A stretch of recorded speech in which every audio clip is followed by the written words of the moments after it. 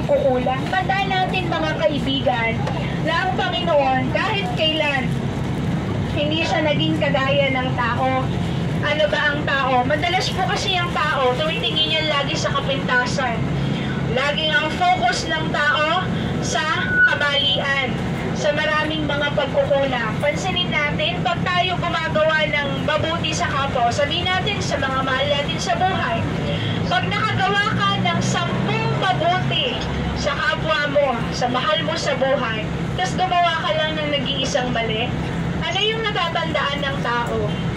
Yung nag-iisang mali, kadalasan ganun ang natatandaan ng tao, pero hindi niya nakakalimutan. Pero yung 10 mabuti mo, nakalimutan na. Ganyan po ang tao. Pero pagdating po sa Diyos, kahit ikaw man mahina, marami ka mang pagkukulang, marami ka mang kasalanan, mahal ka pa rin ng Diyos. Marami ka mang mga kahinaan, ipinagmamalasakit ka pa rin ng Panginoon. Kaya anong sabi ng Diyos? Huwag kang matatakot, kasama mo ako.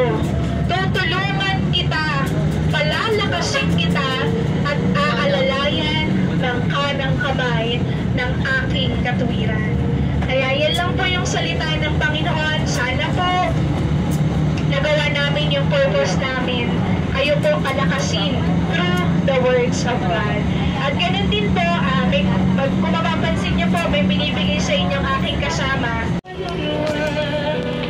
Di ba kaya na makapagkaloob, mamahaling Diyos, di gintong nilubhog ang aming dalangin, o Diyos ay magapit.